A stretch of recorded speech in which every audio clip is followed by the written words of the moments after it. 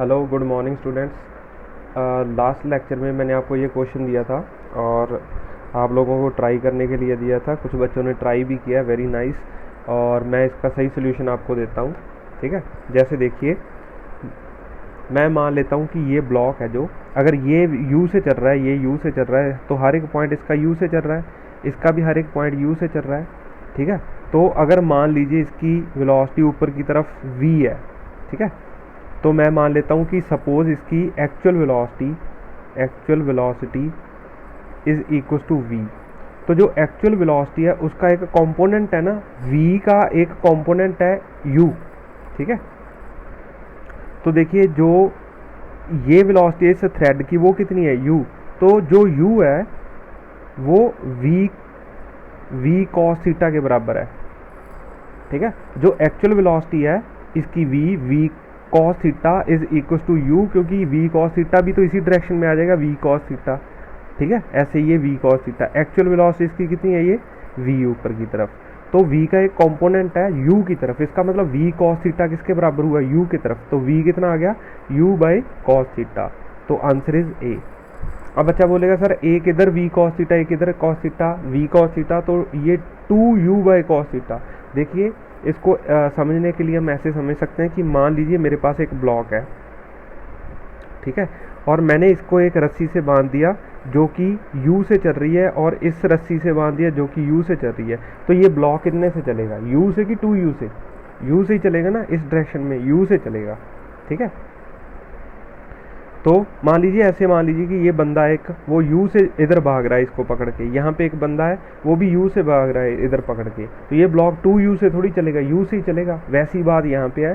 तो ये ऊपर की तरफ, ये इसके ऊपर की तरफ फोर्स लग रही है, और मान लीजिए हमने इसकी वेलोसिटी ऊपर की तरफ v है, तो एक v का ये कंपोनेंट है u, v cos theta. v cos theta किसके बराबर है, u के बराबर। ऐसे ही इधर भी हो सकता है, इधर वाला भी कैलकुलेट कर सकते हो, ठीक है, कोई भी दोनों में से कर सकते हो, बट होगा ये u ही, ठीक है। तो एक ही u आएगा, u is equal to v cos theta, तो v is equal to u by cos theta, simple. तो ये इसका सोल्यूशन है। इसके बाद हमें जो चीज़ करनी है, इस कंस्ट्रेंट मोशन का लास्ट टॉपिक है वेज कंस्ट्रेंट, ठीक है। इस वेज कंस्ट्रेंट के बारे में हम पढ़ते हैं।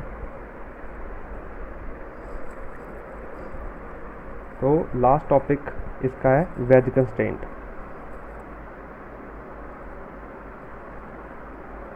वेज कंस्ट्रेंट, तो इसमें कंसेप्ट बिल्कुल सिंपल सा है। मैं लिख देता हूँ यहाँ पे, if there are two rigid bodies, principle है ये वेज कंस्ट्रेंट का। इन कॉन्टैक्ट, अगर दो हमारे पास रिजिड बॉडीज हैं कॉन्टैक्ट में, if there are two rigid bodies in contact, then their velocities along the line perpendicular to surfaces in contact should remain same। ये चीज़ मैं आपको समझाता हूँ कि इसका क्या मतलब है, ठीक है। तो देखिए इसका क्या मतलब है। बोला गया है कि मान लीजिए हमारे पास ऐसे दो ब्लॉक्स हैं, ये A ब्लॉक है, ये इसके साथ ही लगा हुआ B ब्लॉक ऐसे, और इनको हमने किसी सरफेस पे रख दिया ऐसे, और यहाँ पे इसको धकेल दिया गया। मान लीजिए इसकी वेलोसिटी है v1, ठीक है। तो A ब्लॉक, क्योंकि ये दोनों सॉलिड बॉडीज़ हैं, तो A ब्लॉक के इस पॉइंट की और B ब्लॉक के इस पॉइंट के बारे में मैं देखता हूँ। तो ये इनका कॉन्टैक्ट सरफेस आ गया, ये A का ये वाला पॉइंट है, इसकी इधर वेलोसिटी है v1, तो जो B का पॉइंट होगा इस सरफेस के परपेंडिकुलर मैं लूँगा B का पॉइंट, तो उसकी वेलोसिटी भी कितनी होगी, उसकी वेलोसिटी भी v1 होगी, ठीक है। ये कॉन्सेप्ट हम यूज़ कर रहे हैं कि ये सरफेस इन कॉन्टैक्ट है, इसके परपेंडिकुलर लाइन ड्रॉ करके उस लाइन के ऊपर मैं दो पॉइंट लूँगा, ठीक है। जैसे यहाँ पे मैं एक लाइन ड्रॉ करता हूँ ये वाली, और इसके परपेंडिकुलर मैं एक लाइन ड्रॉ करता हूँ। इस लाइन पे ये वाला पॉइंट और ये वाला पॉइंट है, जो इनकी इस डायरेक्शन में वेलोसिटी सेम होनी चाहिए। मान लीजिए ए की वेलोसिटी इस डायरेक्शन में v1 है और इस डायरेक्शन में मान लीजिए v2 है, तो मैं v1 और इसकी वेलोसिटी b की, ये a है ये b है, इसकी वेलोसिटी v1 इस डायरेक्शन वाली कंपेयर कर सकता हूँ। इस डायरेक्शन वाली वेलोसिटी v2 के बारे में मैं कुछ नहीं कह सकता, ठीक है। b की कितनी होगी मैं कुछ नहीं कह सकता, बट इस डायरेक्शन में इन दोनों की वेलोसिटी सेम होगी। अगर इसकी वेलोसिटी v1 है तो इसकी वेलोसिटी भी v1 होगी। इस कॉन्सेप्ट को लेके हम आगे पढ़ेंगे ये वेज कंस्ट्रेंट, ठीक है। तो देखिए मान लीजिए हमारे पास एक ऐसी वेज है ऐसे, ठीक है, और यहाँ पे एक और वेज है ऐसे ऐसे, और ये किसी स्लाइडर में फंसा रखा है इसको ऐसे। तो कहानी ये है कि ये जो वेज है ये नीचे की तरफ मूव करेगी, ठीक है। मान लीजिए इसकी वेलोसिटी कुछ भी मान लेते हैं, a मान लेते हैं नीचे की तरफ, ऐसे नीचे की तरफ वेलोसिटी है। ये जो है वो इधर है, इसकी वेलोसिटी b, और इसको हमने किसी फ्रिक्शनलेस सरफेस पे रख दिया। तो जैसे ही ये चीज़ नीचे गिरती है ये इधर भागता है, ठीक है। जो b है वो इधर भागता है, ये नीचे आता है। तो आपको a और b में रिलेशन बताना है। मान लीजिए ये एंगल थीटा है, ठीक है। तो मैं फिर बताता हूँ, ये जो ऊपर वाला पार्ट है वो नीचे गिरता है, ये वाला पार्ट इधर भागता है, ठीक है। बिकॉज ये कॉन्टैक्टलेस सरफेस है तो ये नीचे गिरेगा, तो इसको इधर मूव करना ही पड़ेगा, ठीक है। तो आपको a और b में रिलेशन बताना है। तो देखिए ये जो सरफेस इन कॉन्टैक्ट है ये, इसके मैं परपेंडिकुलर ऐसे लाइन ड्रॉ करता हूँ ऐसे। तो इस पे एक पॉइंट यहाँ पे मार्क कर लेता हूँ, एक पॉइंट यहाँ पे मार्क कर लेता हूँ। देखिए जो पिछली वाली केस था उसमें भी हमने ऐसे किया था, कॉन्टैक्ट सरफेस के परपेंडिकुलर लाइन ड्रॉ की, उस पर 2 पॉइंट लिए। तो इस पर भी क्योंकि ये सरफेस ऐसा टेढ़ा है तो मैंने 2 पॉइंट मार्क कर लिए, ये और ये। तो जो ये वाला पॉइंट है इसकी वेलोसिटी इस डायरेक्शन में b है, हमें गिवन है, और इसकी इस डायरेक्शन में वेलोसिटी कितनी है a, ठीक है। तो इसी चीज़ को मैं थोड़ा सा बड़ा करके ड्रॉ करता हूँ। तो ये मेरे पास सरफेस इन कॉन्टैक्ट है, ठीक है। इस पे मैंने ये लाइन ड्रॉ कर ली परपेंडिकुलर ऐसे, और यहाँ पे जो है पॉइंट उसकी वेलोसिटी इस डायरेक्शन में a है, और इस पॉइंट की इस डायरेक्शन में वेलोसिटी b है, ठीक है। तो अब मेरे को एंगल्स मार्क करने हैं। देखिए ये जो सरफेस है इसका ये वाला एंगल कितना है थीटा। अगर ये वाला एंगल थीटा है तो इसके भी मैं एक परपेंडिकुलर ऐसे लाइन ड्रॉ कर सकता हूँ ऐसे, इसके पैरेलल ऐसे, ठीक है। तो ये वाला एंगल कितना हो जाएगा ऐसे। अगर मैं इसको एक्सटेंड कर लूँ, मैं आपको समझाने के लिए ड्रॉ कर रहा हूँ ऐसे। अगर ये और ये लाइन पैरेलल है और ये एंगल थीटा है तो ये भी एंगल थीटा होगा। अगर ये थीटा है और ये 90 है तो ये कितना हो गया 90 माइनस थीटा, तो ये कितना आ जाएगा थीटा, ठीक है। ये कितना आ जाएगा 90 माइनस थीटा। ये बेसिक ट्रिग्नोमेट्री है जो आपने पढ़ी हुई है 10th में अपने। तो ये एंगल थीटा आ गया मेरे पास।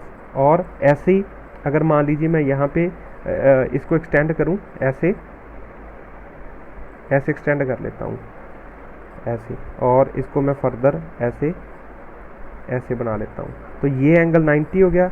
ये एंगल कितना हो गया, ये थीटा है, ये 90 है, ये 90 माइनस थीटा हो गया। अगर ये 90 माइनस थीटा है तो ये भी 90 माइनस थीटा होगा, 90 माइनस थीटा, ठीक है। तो मेरे पास एंगल्स आ गए सारे 90 माइनस थीटा। अब जो a है हमें तो इस लाइन के अलोंग लेना है ना वेलोसिटी, तो a की इस डायरेक्शन में कंपोनेंट आ जाएगा a cos थीटा, और b का इस डायरेक्शन में कंपोनेंट आ जाएगा b cos, ये एंगल कितना है 90 माइनस थीटा, तो that is equal to b sin theta. तो इसका मतलब a cos थीटा है जो वो किसके बराबर आ गया b sin थीटा के बराबर। तो a और b में रिलेशन आ गया हमारे पास, ठीक है। अब देखिए ये जो एंगल्स हैं जो मैंने बनाए हैं ये आपको 10th में आपने सीखे हैं ट्रिग्नोमेट्री से बेसिक, ठीक है, या उससे भी छोटी क्लासेस में आपने सीखे हैं कि एंगल्स कैसे मार्क करते हैं अगर हमारे पास गिवन है। तो मैं फिर बता देता हूँ, ये एंगल हमें गिवन था थीटा। मैंने इस लाइन के पैरेलल एक यहाँ पे डॉटेड लाइन कंस्ट्रक्ट कर ली, और ये जो इसके पैरेलल ये लाइन ड्रॉ कर ली। तो ये एंगल कितना आ गया थीटा। अगर ये थीटा है, ये 90 है, तो ये कितना हो गया 90 माइनस थीटा। और क्योंकि ये और ये दोनों परपेंडिकुलर है, ये वाली लाइन और ये वाली लाइन दोनों परपेंडिकुलर है, ठीक है, जिस पे मैंने एरो ड्रॉ किया है। तो इन दोनों में एंगल 90 है, तो ये 90 माइनस थीटा, तो ये थीटा बच गया। ठीक है, ये चीज़ समझ आ गई। अब मैंने इसी चीज़ को एक्सटेंड कर लिया, क्योंकि ये एंगल थीटा है और ये 90 है, क्योंकि सरफेस पे ये लाइन 90 बना रही है, तो ये 90 माइनस थीटा आ गया, 90 माइनस थीटा, और ये भी कितना आ जाएगा 90 माइनस थीटा। ठीक है, ऑल्टरनेट एंगल्स आ गए ये। तो ऐसे मैंने मार्क कर लिए एंगल सारे। एक क्वेश्चन और करते हैं, आपको समझ आ जाएगा, बिल्कुल सिंपल से होते हैं, वेज कंस्ट्रेंट को खास बात नहीं है इसमें। मान लीजिए कि हमारे पास ऐसा सरफेस है, ऐसा, और यहाँ पे हमने ऐसे ऐसे ऐसे और ऐसे ड्रॉ कर लिए, और यहाँ पे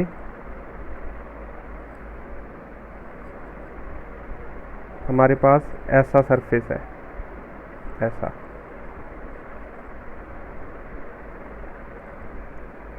तो ये एंगल कितना हो गया, ये हो गया theta is equal to 37 degree. तो मान लीजिए ये ए ब्लॉक है, ये बी ब्लॉक है, ये ऐसे नीचे गिर रहा है वेलोसिटी ए से, और ये इधर भाग रहा है वेलोसिटी बी से। आपको ए और बी में रिलेशन बताना है। ठीक है, जैसे जैसे ये नीचे गिरेगा, ठीक है, ये ऊपर वाला ब्लॉक नीचे गिरेगा तो ये इधर भाग जाएगा, इधर इस डायरेक्शन में। ठीक है, क्योंकि यहाँ पे ये स्लाइड करके नीचे आ जाएगा। तो आपको ए और बी में रिलेशन बताना है। तो करना वही है कि आप ये जो सरफेस है मेरा ऐसे वाला, इस पे ऐसे परपेंडिकुलर लाइन ड्रॉ कीजिए, और उस पे एक पॉइंट ये और एक पॉइंट ये मार्क कर लीजिए। तो यहाँ पे ऐसे अगर मैं मार्क करूँ तो इस पॉइंट की इस डायरेक्शन में वेलोसिटी ए है, और इस पॉइंट की इस डायरेक्शन में मेरे को वेलोसिटी बी गिवन है। तो ये जो वेलोसिटी नीचे की तरफ है ए है, और ये वेलोसिटी है बी वेलोसिटी। और ये जो एंगल गिवन है हमें, इसको मैं थोड़ा सा एक्सटेंड कर लेता हूँ। ये एंगल है 37। अगर ये एंगल 37 है तो बाय ट्रिग्नोमेट्री मैं ये कह सकता हूँ कि ये एंगल भी कितना होगा, ये एंगल भी 37 हो जाएगा। अगर प्रूव करना है तो आप इसके अलॉन्ग ऐसे एक लाइन ड्रॉ कर लीजिए, ऐसे ऐसे, और यहाँ से एक ऐसे लाइन ड्रॉ कर लीजिए। मतलब ये और ये लाइन पैरेलल है, ये सॉलिड और डॉटेड पैरेलल है। ये 37 है क्योंकि ये 37 है, ये 90 है तो ये 53 हो गया, तो ये 37 डिग्री आ गया।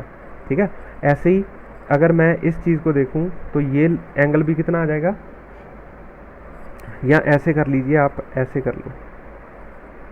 ठीक है, क्योंकि ये एंगल 90 है, ये 37 है, तो ये कितना हो गया 53 डिग्री, ये 53।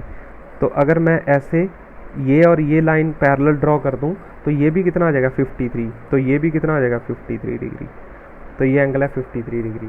ऐसे ही तो ये ए है, तो इसका इधर कंपोनेंट आ जाएगा मेरे पास A cos 37, A cos 37 degree. तो इसका इधर कितना आ जाएगा component, B cos 53, B cos 53 degree, A cos 53, B cos 37। तो ये दोनों इस डायरेक्शन में दोनों वेलोसिटीज बराबर होनी चाहिए। तो A cos 37 must be equal to B cos 53 degree. तो ए कॉस 37 होता है 4/5, एंड बी कितना होता है, A cos 37 is 53 and B cos 53 is 3/5। ठीक है, तो 5 ने 5 को मार लिया। This implies a is equal to 3/4 b. ठीक है, तो ये ऐसे ये वेज कंस्ट्रेंट के क्वेश्चन हो सकते हैं, कोई खास बात नहीं है। ठीक है, इसके बाद हमारा Newton's law of motion chapter start होता है। ठीक है, इसी का ही वो कंस्ट्रेंट मोशन का ही नेक्स्ट पार्ट है। ठीक है, आपको बुक्स में ये कंस्ट्रेंट मोशन एज सच कोई अलग पार्ट नहीं दिखेगा, अलग चैप्टर नहीं दिखेगा। तो हम नया चैप्टर स्टार्ट कर रहे हैं, नया टॉपिक स्टार्ट कर रहे हैं, that is called Newton's laws of motion. Newton's laws of motion, इसको NLM भी बोलते हैं, NLM ये चैप्टर का नाम है। ठीक है, तो इसके बारे में हम थोड़ा सा पढ़ते हैं। देखिए फोर्स क्या आती है, force is equal to mass into acceleration. ठीक है, ये आपने छोटी क्लासेस में भी पढ़ा होगा, force is equal to mass into acceleration. तो फोर्स के बारे में 3 चीज़ें जानना जरूरी है, इसका मैग्नीट्यूड, इसकी डायरेक्शन और इसका point of application. Point of application.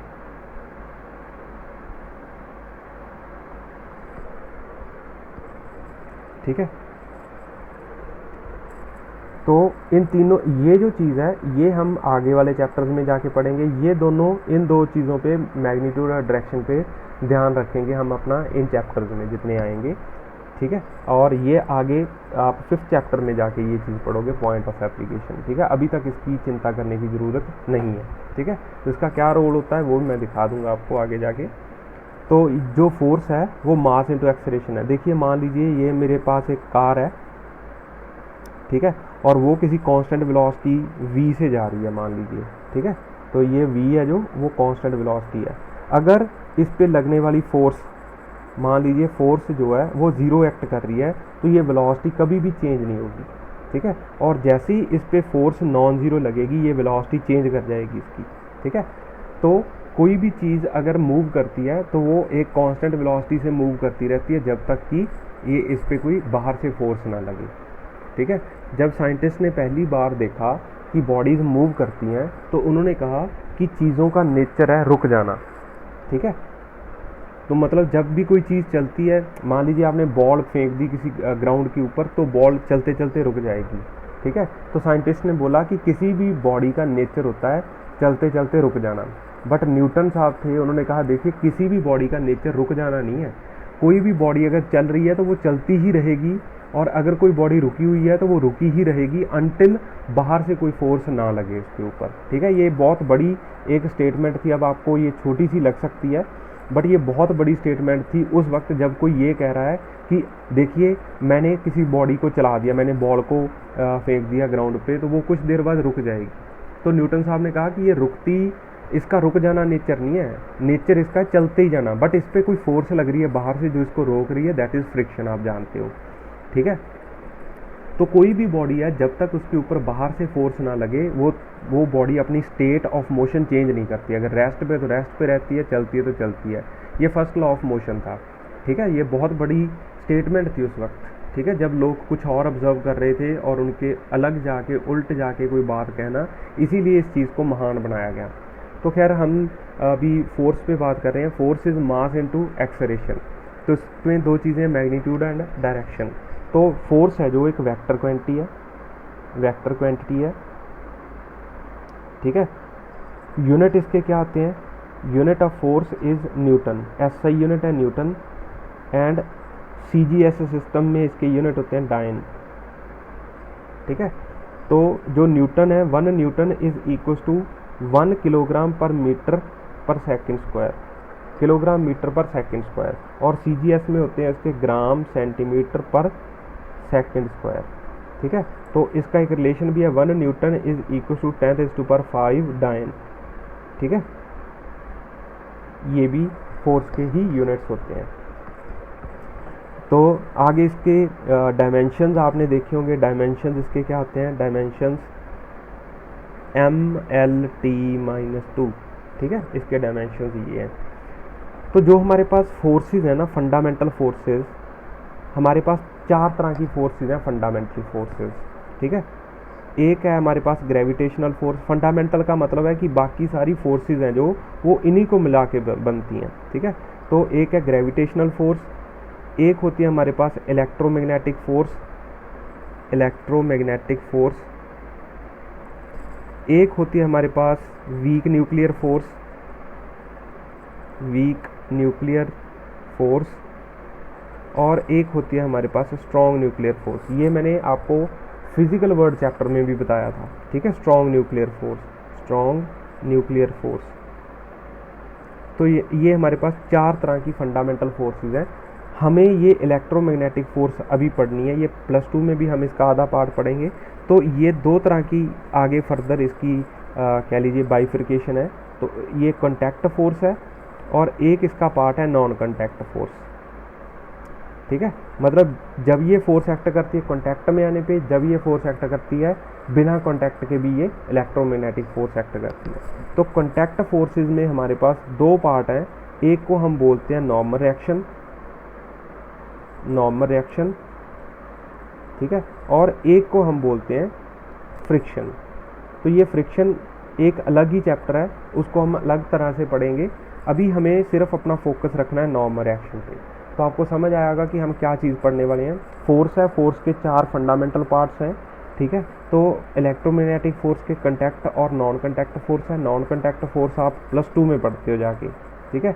+1 में हमें contact force, normal reaction and friction के बारे में जानना है। तो अभी हम नॉर्मल रिएक्शन के बारे में जानेंगे, ठीक है। तो what is normal reaction? Normal reaction, normal reaction क्या चीज़ है? तो होती है the force, normal reaction is the force acts when two bodies are in contact, two bodies are in contact. जब दो बॉडीज कॉन्टैक्ट में आती हैं तो ये हमारे पास नॉर्मल रिएक्शन फोर्स लगती है। तो देखिए इसके बारे में भी हम थोड़ा सा और देखते हैं। मान लीजिए कि मैंने एक टेबल के ऊपर, ठीक है, ऐसे हमारा टेबल है ऐसे, तो टेबल के ऊपर हमने एक कोई ब्लॉक रख दिया, मास m का ब्लॉक, ठीक है। तो ये ब्लॉक गिर क्यों नहीं रहा? अगर मान लीजिए आप ध्यान से देखोगे तो इस ब्लॉक के ऊपर एक mg फोर्स लग रही है, इस ब्लॉक के ऊपर एक mg, जो आपने सबने सुना होगा ग्रेविटेशनल पुल की वजह से।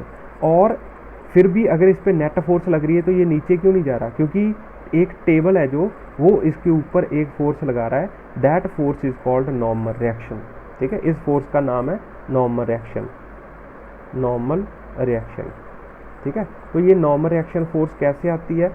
मान लीजिए अगर मैं इस चीज़ को जूम करके देखूं, इतनी चीज़ को, ठीक है, ये जूम करके हमने देखा तो ये सरफेसेस होते हैं जो वो परफेक्टली इवन नहीं होते, ऐसे होते हैं, ठीक है, ऐसे ऊबड़ खाबड़ ये सरफेसेस होते हैं, ठीक है, माइक्रोस्कोपिक लेवल पे।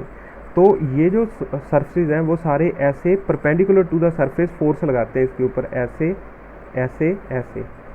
तो N1 N2 N3 N4 ऐसे फोर्सेस लगाते हैं। तो इन सभी फोर्सेस का रिजल्टेंट है, ठीक है, resultant of all these forces उसको क्या बोलते हैं हम? Normal reaction.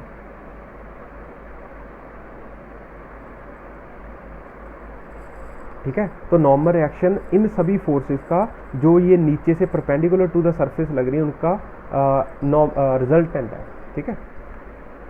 तो खैर हम ऐसे अगर mg वाले ब्लॉक को, m ब्लॉक को दिखाएं तो ये इसके नीचे mg फोर्स लग रही है, ऊपर इसके नॉर्मल रिएक्शन लग रहा है, और n is equal to mg, तो इस पे ये फोर्स लग रही है, ठीक है। तो इसकी कुछ खासियत होती है, ये जो नॉर्मल रिएक्शन है उसके बारे में हम देखते हैं कि क्या खासियत है इसमें, ठीक है।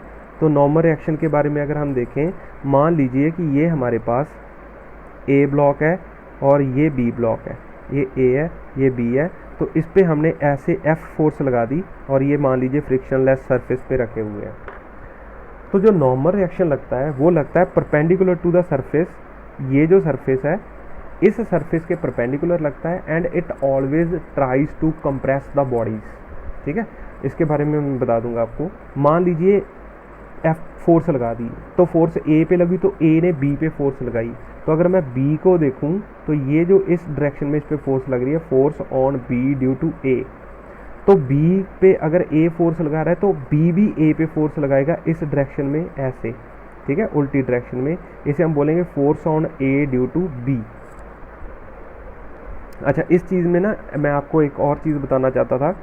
एक होता है हमारे पास action reaction pair, action reaction pair. Action reaction pair होता है जब दो फोर्सेस, व्हेन टू फोर्सेस, ये एक्शन रिएक्शन पेयर नहीं है, पहली बात तो मैं ये बताना चाहता हूँ आपको। तो एक्शन रिएक्शन पेयर क्या होता है? When two forces equal and opposite acts on two bodies, act on two bodies। जब दो इक्वल एंड ऑपोजिट फोर्सेस लगती हैं दो बॉडीज़ के ऊपर तो उसे हम नॉर्मल रिएक्शन कहते हैं। इसकी खास चीज़ ये है कि both forces should have same nature, both forces दो बॉडीज़ पे लगनी चाहिए और सेम नेचर होना चाहिए। तो both forces must have same nature, same nature. ठीक है, तो ये जो नॉर्मल रिएक्शन है ये एक अलग तरह की फोर्स है, और मतलब ये तो इलेक्ट्रोस्टैटिक फोर्स है या इलेक्ट्रोमैग्नेटिक फोर्स है, इलेक्ट्रोमैग्नेटिक कहना चाहिए नॉर्मल रिएक्शन को। जो mg है वो ग्रेविटेशनल फोर्स है। तो fundamentally they are different forces, इसीलिए ये एक्शन रिएक्शन पेयर नहीं बनाते।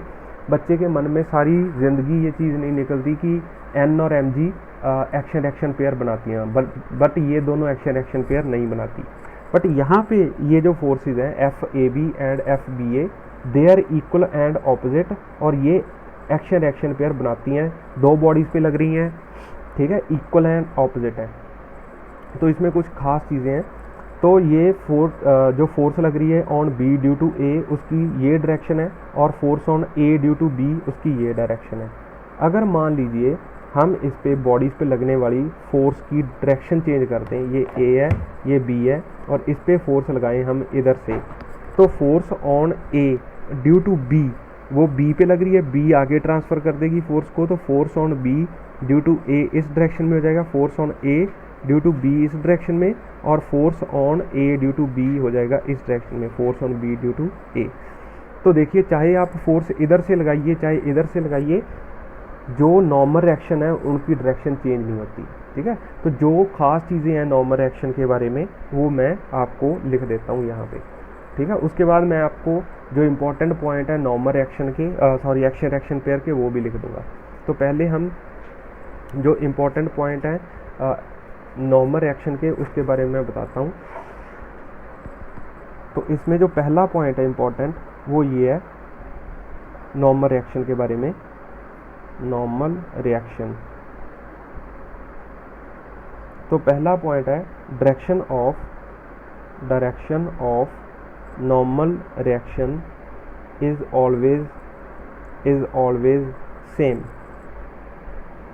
And it do not depend upon, ये आपको चीज़ याद रखनी है, depend upon the direction of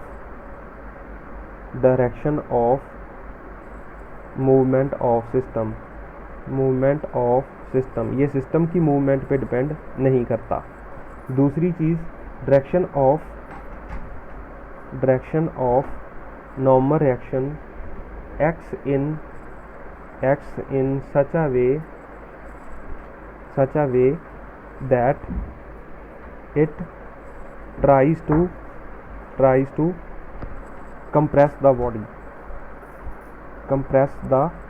body and is perpendicular to the surface in contact। ठीक है, तो मैं इन दो पॉइंट्स को आप जो एग्जांपल ली थी उसके हिसाब से प्रूव करता हूँ। पहली बात तो direction of normal reaction is always same, it does not depend upon the direction of movement of system. जैसे मान लीजिए यहाँ पे है, तो ये पहले मैंने फोर्स इधर लगाई है, इधर इस डायरेक्शन में, तो पूरे का पूरा सिस्टम इस डायरेक्शन में चल रहा है, तो नॉर्मल रिएक्शन की वही डायरेक्शन रही। फिर मैंने इस डायरेक्शन में फोर्स लगाई और पूरी की पूरी बॉडीज दोनों की दोनों इधर चल रही हैं, तो अब भी ये जो नॉर्मल रिएक्शन है उनमें अंतर नहीं आ रहा, तो डायरेक्शन उसकी चेंज नहीं हो रही नॉर्मल रिएक्शन की। दूसरी चीज़, जो डायरेक्शन ऑफ नॉर्मल रिएक्शन है वो direction of normal reaction acts in such a way that it tries to compress the body and is perpendicular to the surface in contact. तो normal reaction जो surface contact में होता है उसके perpendicular लगती हैं। देखिए, एक इधर लग रही है एक इधर, परपेंडिकुलर, और वो ऐसे लगती है कि दोनों बॉडीज़ को कंप्रेस करने की कोशिश करती है। ठीक है, तो इसके परपेंडिकुलर तो इस डायरेक्शन में भी हो सकती है, इस डायरेक्शन में भी हो सकती है, बट वो इस डायरेक्शन में लगेगी such that it tries to compress the body. ठीक है, तो ये नॉर्मल रिएक्शन की दो खास चीज़ें हैं। इसके बाद है हमारे पास जो मैंने एक्शन रिएक्शन पेयर के बारे में आपको बताया, उसके बारे में यहाँ पे खास पॉइंट लिख रहा हूँ। ठीक है, तो एक्शन रिएक्शन पेयर के बारे में important points, action reaction pair के बारे में जो खास पॉइंट्स हैं वो देखिए। पहला, ये तब एक्ट करता है acts when two bodies are in contact, two bodies are in contact. जब दो बॉडीज होती हैं तो ये एक्शन रिएक्शन पेयर बनता है। पहली कंडीशन ये है कि दो बॉडीज होनी चाहिए, and acts on two different bodies, दो अलग अलग बॉडीज पे लगता है, two different bodies in contact. पहली बात तो दो बॉडीज होनी चाहिए, जैसे ये एक मेज है, उसके ऊपर हमने एक ब्लॉक रख दिया m और ये टेबल है, ठीक है। तो जैसे मान लीजिए ये जो मास है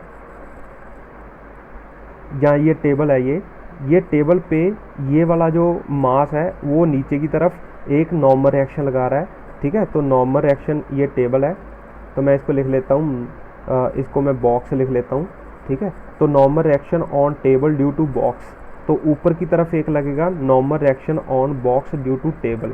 तो देखिए दो बॉडीज कांटेक्ट में है, दो बॉडीज पे अलग अलग डायरेक्शन में ये लग रहा है, ठीक है। तो NTB और NBT ये दोनों मिलके एक्शन रिएक्शन पेयर बना रहे हैं। तो X when two bodies are in contact, X on two different bodies in contact, दो अलग अलग बॉडीज पे लगते हैं। तीसरी चीज़ X in two opposite direction, तो X इन टू डिफरेंट या टू ऑपोजिट डायरेक्शंस, तो दो ऑपोजिट डायरेक्शन में लगता है। चौथी चीज़ magnitude of normal reaction on two bodies is same, on two bodies is same, तो दो बॉडीज पे लगने वाला ये एक्शन रिएक्शन पेयर सेम होते हैं। NTB is equal to NBT, ठीक है। ये दोनों बराबर होने चाहिए, ऑपोजिट डायरेक्शन में होने चाहिए, इक्वल होने चाहिए। Due to above point it is called, ठीक है, due to above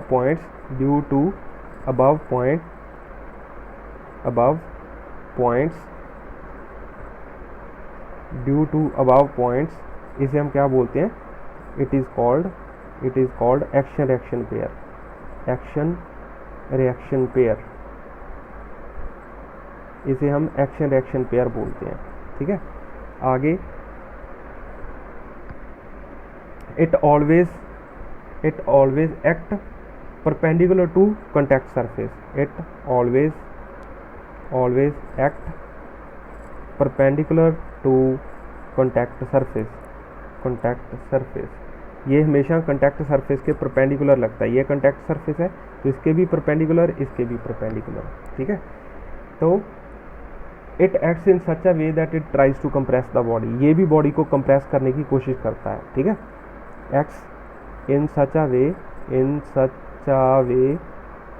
that it tries to compress the bodies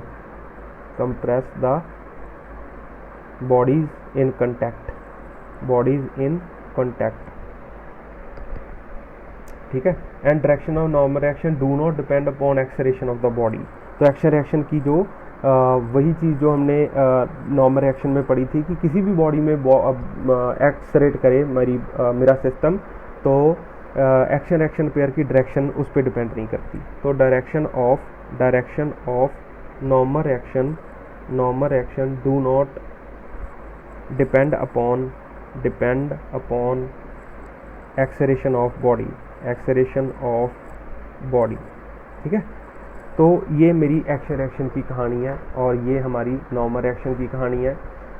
तो यहाँ से हम आगे कल पढ़ेंगे, हम नॉर्मल रिएक्शन के बारे में भी पढ़ेंगे, एक्शन रिएक्शन पेयर के बारे में भी पढ़ेंगे, न्यूटन्स फर्स्ट लॉ पढ़ेंगे, सेकंड लॉ पढ़ेंगे, ठीक है। तो अगर कोई भी प्रॉब्लम है इसमें तो मेरे से क्वेश्चन कीजिए, ज़रूर पूछिए, I will give you the suitable answer, ठीक है। Thank you.